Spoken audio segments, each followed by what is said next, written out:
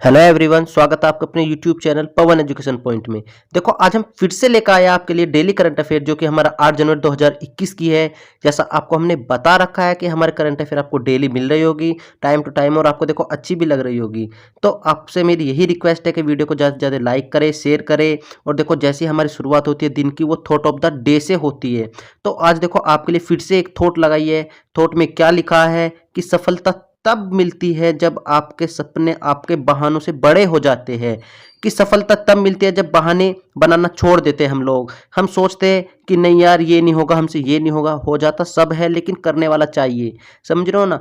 कि आसमां को धरती पे लाने वाला चाहिए। दुनिया झुकती नहीं है, उसको झुकाने वाला चाहिए। तो सफलता तब मिलेगी जब हम अपने बहानों को छोड़ देंगे। तो आपके बहानों से बड़े हो जाते हैं सपने। तो इतना ध्यान रखना है, हमें सफलता लेनी है हर हाल में। तो अपना देखो, बढ़ते आज क्वेश्चन नंबर 1 की तरफ। क्वेश्चन नंबर 1 क्या है?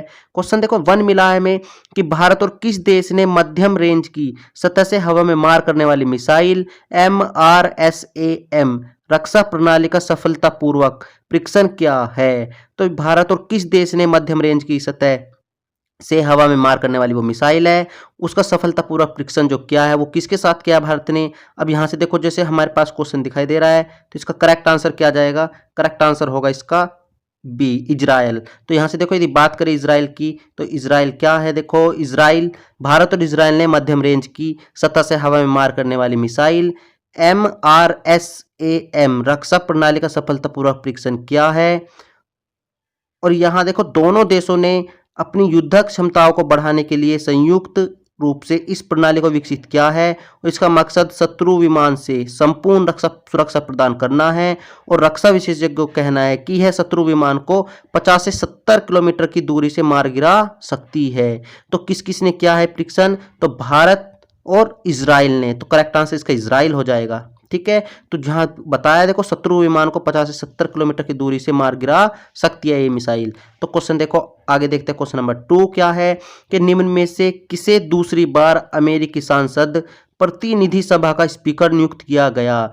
तो जिसको दूसरी बार नियुक्त किया गया, अमेरिकी सांसद प्रतिनिधि सभा का स्पीकर नियुक्त किया गया, तो वो कौन है? तो उनका नाम है नैन्सी पेलोसी। तो नैन्सी पेलोसी इनका नाम है। तो इनका देखो नाम, ये नैन्सी पेलोसी हो गया। तो डेमोक्रेटिक पार्टी की नैन्सी पेलोसी को कड़े मुकाबले में अमेरिकी प्रतिनिधि सभा का चौथी बार स्पीकर चुना गया। और नैन्सी पेलोसी ने 216 वोट हासिल किए।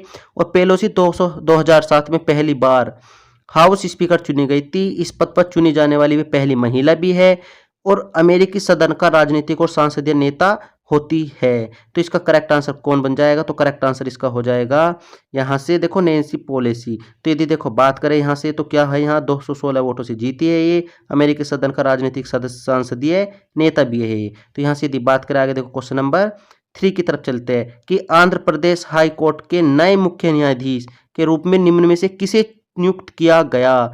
तो आंध्र प्रदेश हाई कोर्ट के नए मुख्य न्यायाधीश जो चुने गए हैं, वो कौन है? उनका नाम क्या है? देखो, जो पिक्चर दिखाई दे रही है, तो ये कौन है? इसका जो करेक्ट आंसर होगा, अरूप कुमार गोस्वामी। तो अरूप कुमार गोस्वामी जी जो है, ये आंध्र प्रदेश उच्च न्यायालय के मुख्य न्यायाधीश पद की शपथ ली। और यहाँ ये क्या बन जा रहे हैं कि विभूषण है यहाँ के। अब यहाँ हरिश्चंद्र विभूषण ने विजयवाड़ा में आयोजित एक संक्षिप्त कार्यक्रम में न्यायमूर्ति गोस्वामी को पद पर गोपनीयता की शपथ दिलाई है। न्यायमूर्ति गोस्वामी इससे पहले सिक्किम उच्च न्यायालय के मुख्य न्यायाधीश पद पर रह चुके हैं। जिन्होंने इन्हें शपथ दिलाई है, तो वो क्या रह चुके हैं? सिक्किम उच्च न्यायालय के मुख्य न्यायाधीश।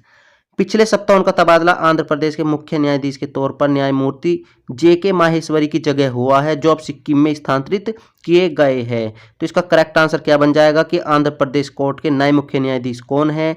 तो अरूप कुमार गोस्वामी। तो करेक्ट आंसर जाएंगे इसका डी के साथ। तो अरूप कुमार गोस्वामी, ये पिक्चर दिखाई दे रही है, देखो, अरूप कुमार गोस्वामी जी की। तो ये क्या बने हैं? वहाँ के हाई कोर्ट के मुख्य न्यायाधीश बने हैं। आगे यदि बात करें क्वेश्चन की, तो क्वेश्चन नंबर, देखो आगे चलते हैं क्वेश्चन नंबर 4 की तरफ कि निम्न में से किस राज्य सरकार ने किसान सूर्योदय योजना लागू की है? तो किसान सूर्योदय ये जो लागू की है किसान सूर्योदय योजना, तो वो किसने की है? देखो यहाँ पिक्चर देखो बना रखी है। पिक्चर में देखो क्या लिखा, किसान सूर्योदय योजना, दिन की बिजली दिन में उपयोग। तो दिन की बिजली दिन में उपयोग, तो ये किसने की है? गुजरात ने की है। इसका करेक्ट आंसर जाएगा गुजरात। तो आगे देखो यहाँ देखते हैं, कुछ के बारे में पढ़ते हैं कि गुजरात सरकार ने सिंचाई के लिए दिन के समय बिजली की आपूर्ति सुनिश्चित करने के मकसद से किसान सूर्योदय योजना की शुरुआत की है। इसके तहत किसानों को सुबह 5 बजे से रात के 8 बजे तक बिजली की सप्लाई। तो काफी अच्छा देखो यहाँ बज रहा है कि क्वेश्चन 5 बजे से कितने तक, 8 बजे तक बिजली की सप्लाई किए जाने का प्रावधान है। और राज्य सरकार ने 2023 तक इस योजना के तहत पारेषण अवसंरचना स्थापित करने के लिए 3500 करोड़ रुपए का बजट आवंटित किया है। तो इसका करेक्ट आंसर क्या बन जाएगा यहाँ से, गुजरात। तो किसान सर्वोदय योजना किसने की स्टार्ट की है, गुजरात ने। आगे यदि यहाँ से बात करें क्वेश्चन नंबर 5 की, तो हाल ही में किस देश ने मृत्युदंड को समाप्त कर दिया है। तो किस देश ने हाल ही में मृत्युदंड को समाप्त किया है, तो वो है देखो कजाकिस्तान। तो इसका करेक्ट आंसर हो जाएगा यहाँ से कजाकिस्तान। इसके बारे में थोड़ा पढ़ते हैं देखो। तो इन्होंने मृत्युदंड को समाप्त कर दिया, तो कजाकिस्तान ने मृत्युदंड को समाप्त कर दिया है। राष्ट्रपति, यहाँ से देखो राष्ट्रपति जी का नाम क्या है, कासिम जोमेटोकेव ने नागरिक और राजनीतिक अधिकारों पर अंतर्राष्ट्रीय वाचा के द्वितीय वैकल्पिक प्रोटोकॉल के संसदीय अनुसमर्थन पर हस्ताक्षर किए। और यह दस्तावेज संयुक्त राष्ट्र संधि के हस्ताक्षरत को मृत्युदंड के उन्मूलन के लिए प्रतिबंध करता है। देखो यहाँ से इन्होंने लिखा कि कजाकिस्तान का कुछ क्षेत्र यूरोप और एशिया के मध्य में आता है। तो ये लाइन भी अच्छी है यहाँ से कि कजाकिस्तान का क्षेत्र क्या आता है, यूरोप और एशिया के मध्य में आता है। क्षेत्रफल के आधार पर ये दुनिया का 9वां बड़ा देश है। तो कजाकिस्तान जो है क्षेत्रफल के स्थान पे क्या है, भारत ये जो है 9वां देश है। और कजाकिस्तान में शुष्क महाद्वीपीय जलवायु है। इसका अर्थ है कि सर्दी काफ़ी ठंडी होती है और गर्मी गर्म होती है। तो यहाँ से यदि बात करें तो क्या होता है, कजाकिस्तान में सर्दी काफ़ी ठंडी और गर्मी गर्म होती है। और यहाँ देखो बन जाएगा क्षेत्रफल से दुनिया का 9वां सबसे बड़ा देश है। तो किसने मृत्युदंड को समाप्त कर दिया है, कजाकिस्तान ने। अब यहाँ से यदि बात करें क्वेश्चन 6 की, कि हाल ही में किसने भारतीय सेना की मानवाधिकार सेल के प्रथम अतिरिक्त महानिदेशक का पदभार संभाला है। तो यहाँ से जो करेक्ट आंसर बन जाएगा इसका, मेजर जनरल गौतम चौहान। तो क्या बन जाएगा इसका करेक्ट आंसर, ए की तरफ जाएंगे कि मेजर जनरल गौतम चौहान है यहाँ। तो इनकी पिक्चर दिखाई दे रही है मेजर जनरल गौतम चौहान की। तो उन्होंने अतिरिक्त प्रभार संभाला है भारतीय सेना में सेल के प्रथम। यदि यहाँ से देखो बात करें आगे, तो मेजर जनरल गौतम चौहान ने भारतीय सेना के मानवाधिकार सेल की प्रथम अतिरिक्त महानिदेशक का प्रभार संभाला है। और मेजर जनरल गौतम चौहान भारतीय सेना के उप प्रमुख लेफ्टिनेंट जनरल एस के सैनी के नेतृत्व में कार्य करेंगे। और रक्षा मंत्रालय ने 9 अगस्त 2019 में मानवाधिकार सेल गठित करने की मंजूरी दी थी। तो यहाँ से यदि आगे बात करें क्वेश्चन नंबर 7 की तरफ, तो हाल ही में किस देश ने वर्ष 2015 के परमाणु समझौते का उल्लंघन करते हुए एक भूमिगत इकाई में 20% तक यूरेनियम का संवर्धन शुरू कर दिया है। तो वो कौन सा देश है जिसने 2015 के परमाणु समझौते का उल्लंघन किया और 20% तक यूरेनियम का संवर्धन शुरू कर दिया। तो इसका जो करेक्ट आंसर है ईरान होगा। तो करेक्ट आंसर क्या हो जाएगा इसका, ईरान की तरफ। तो जैसे देखो यहाँ दिखाई दे रहा है ईरान, तो बी ऑप्शन बन जाएगा इसका ईरान। तो यहाँ से यदि बात करें तो देखो क्या लिखा है कि ईरान ने हाल ही में वर्ष 2015 के परमाणु समझौते का उल्लंघन किया है, जो कि भूमिगत इकाई में 20% तक यूरेनियम का संवर्धन शुरू कर दिया है। इस बीच अमेरिका ने ईरान से बढ़ते हुए सुरक्षा खतरों को ध्यान में रखते हुए खाड़ी क्षेत्र में अपने परमाणु ऊर्जा संचालित विमान वाहक पोत नितिज को तैनात करने का फैसला किया। तो यहाँ से देखो किसने किया है, अमेरिका ने ईरान में जैसे उसने खतरा बढ़ता हुआ दिखाई दिया तो वो अपने एक विमान को लेकर आए जिसका नाम रखा उन्होंने पोत निमित को तैनात करने का फैसला किया। और इस समझौते के तहत ईरान द्वारा वैश्विक व्यापार ने अपनी पहुंच सुनिश्चित करने हेतु अपने कार्यक्रम की गतिविधि पर अंकुश लगाने की सहमति व्यक्त की है। तो करेक्ट आंसर क्या बन जाएगा इसका, ईरान बन जाएगा। काफी इंपॉर्टेंट क्वेश्चन है। आगे यदि बात करें क्वेश्चन नंबर 8, ये मोस्ट इंपोर्टेंट क्वेश्चन है, जैसे कि देखो थंबनेल में दिखाई दे रहा था। तो यहाँ से यदि बात करें कि पुरुषों के टेस्ट मैच में मैच अधिकारी बनने वाली पहली महिला एम्पायर कौन बनी है। तो यहाँ देखो यदि बात करें तो पहली महिला एम्पायर कौन बनी है, तो ये बनी है यहाँ से क्लेयर पोलोस्क। तो यहाँ देखो उनकी पिक्चर है क्लेयर पोलोस्क, जो अभी भारत और ऑस्ट्रेलिया का मैच चल रहा है उस मैच में ये बनी है एम्पायर। तो यहाँ देखो यदि बात करें यहाँ से तो महत्वपूर्ण तथ्य बताए यहाँ से,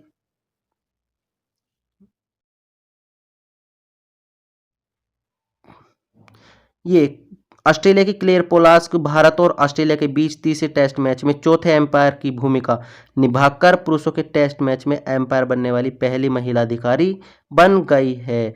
तो ये कौन है जो भारत और ऑस्ट्रेलिया के बीच देखो मैच चल रहा है, टेस्ट मैच चल रहे हैं, तो चौथे एम्पायर की भूमिका निभाई इन्होंने।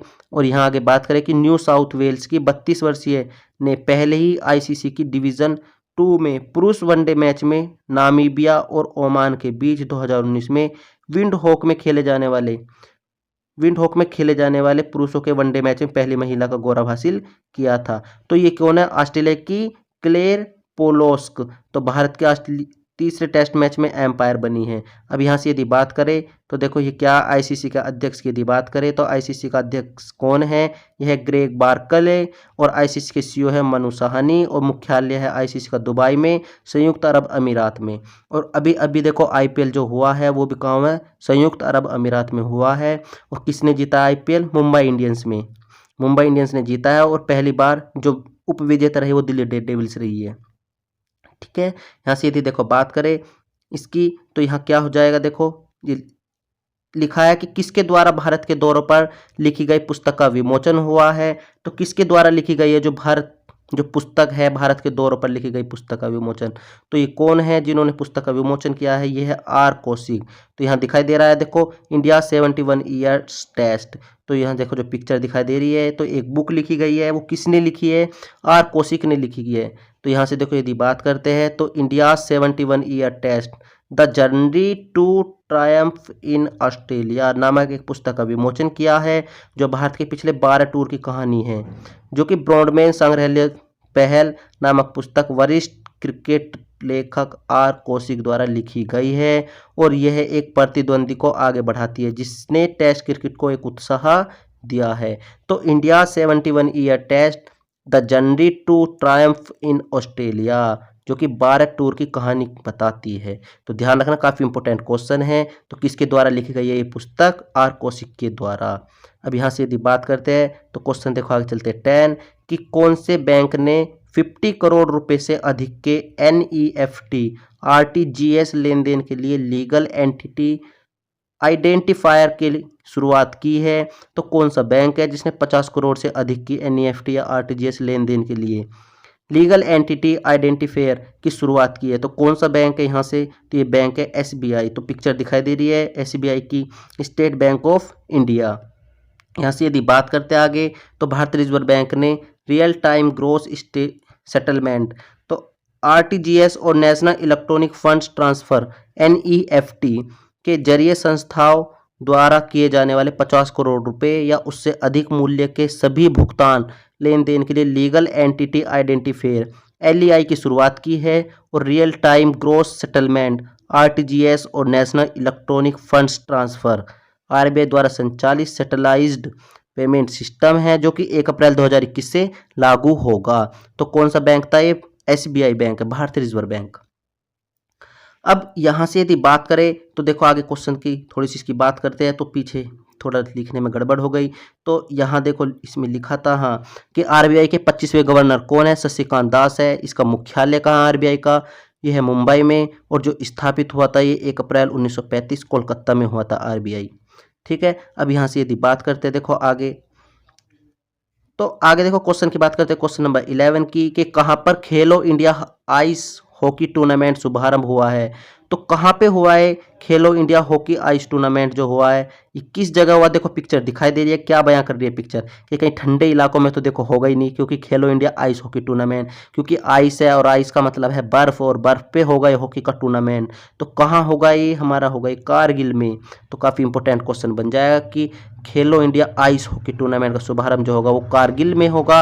अब यहाँ से यदि बात करें देखो आगे कि लद्दाख के चिकटन में खेलो इंडिया आइस हॉकी टूर्नामेंट का आयोजन आरंभ हो गया है। यह पहला मौका है जब चिकटन की महिला टीम कारगिल जिले में खेले जा रहे, तो देखो कारगिल जिले में खेले जा रहे खेलो इंडिया गेम्स में भाग लिया है। टूर्नामेंट में चिकटन के विभिन्न गांवों से भाग लेने वाली 13 टीमें हैं, तो कुल टीमें 13 हैं, जिसमें 11 पुरुष की टीमें हैं और 2 महिलाओं की टीमें हैं। तो काफ़ी इंपॉर्टेंट क्वेश्चन बन जाएगा कि पुरुष की टीम कितनी खेल लिया इस हॉकी टूर्नामेंट में, 11 है, जबकि महिलाओं की 2 टीमें हैं। कुल टीमें 13 है, जो कि लद्दाख के चिकटन जिले में है, जो कि कहाँ है, कारगिल जिले में होगा यहाँ। तो यदि यहाँ से आगे बात करें, देखो टूर्नामेंट का उद्घाटन जो बताए, तो टूर्नामेंट का उद्घाटन SDM शंकर चिकटन, आयोजन के मुख्य अतिथि कोच असगर अली खान ने JPEO चिकटन गुलाम रसूल के साथ प्रभारी पुलिस पोस्ट चिकटन की मौजूदगी में किया। यदि यहाँ से बात करें कुछ महत्वपूर्ण पॉइंट, तो केंद्रीय युवा मामले या खेल मंत्री कौन है, वो किरेन रिजिजू है। तो यहाँ से क्वेश्चन पूछ लिया जाएगा केंद्रीय युवा मामले के या खेल मंत्री कौन है, तो वो है किरेन रिजिजू। अब यहाँ से लद्दाख के लेफ्टिनेंट गवर्नर कौन है, राधा कृष्ण माथुर। तो यहाँ कौन है, राधा कृष्ण माथुर है लद्दाख के लेफ्टिनेंट। आगे यदि बात करें क्वेश्चन नंबर 12 की, तो कोरोना के मद्देनजर इस माह होने वाले ग्रैमी अवार्ड 2021 को कब कराया जाएगा। तो कोरोना के कारण ग्रैमी अवार्ड को पीछे थोड़ा खिसका दिया गया है, जो कि 2020 में होना था, लेकिन ये 2021 में होगा। अब ये कब कराया जाएगा, तो यहाँ से देखो ग्रैमी अवार्ड, तो यहाँ पे देखो पिक्चर दिखाई दे रही है ग्रैमी अवार्ड। तो ये क्या बयां कर रही है, देखो ये बाजा से बज रहा है, तो जो दिखाई दे रहा है ये क्या है, हमारे एक बाजा सा है, जो कि एक संगीत से रिलेटेड है। तो ग्रैमी अवार्ड कहाँ कब दिए जाते हैं, संगीत के क्षेत्र में दिए जाते हैं। तो ये इसका जो करेक्ट आंसर होगा बी होगा। तो कब कराया जाएगा, यह अप्रैल 2021 में कराया जाएगा। थोड़ी बात करें तो संगीत जगत के प्रतिष्ठित और विश्व प्रसिद्ध अवार्ड यानी ग्रैमी अवार्ड संगीत में उत्कृष्ट उपलब्धियों को पहचानने के लिए रिकॉर्डिंग अकेडमी द्वारा हर साल दिए जाते हैं। तो ग्रैमी अवार्ड को मूल रूप से ग्रामोफोन अवार्ड कहा जाता है, क्योंकि ग्रैमी सबसे बड़े वार्षिक संगीत पुरस्कार समारोह में से एक है। तो ग्रैमी अवार्ड जो दिए जाते हैं वो किसको दिए जाते हैं, संगीतकारों को दिए जाते हैं। तो यही देखो लास्ट क्वेश्चन था। तो देखो कौन से क्वेश्चन क्या था ये लास्ट क्वेश्चन, तो थोड़ा आप सभी को अच्छी लगी होगी बिल्कुल ये करंट अफेयर। तो मैं यही आशा करता हूँ कि चैनल को लाइक और शेयर ज़्यादा से ज़्यादा करें, ठीक है, मेरी सभी से यही आशा है। यदि कोई कमी भी हो वो भी हो जाएगी, ठीक है। आप भी कमेंट सेक्शन में करके बताओ, वीडियो को पूरा देखो, ज़्यादा से ज़्यादा शेयर करो। थैंक यू सभी को।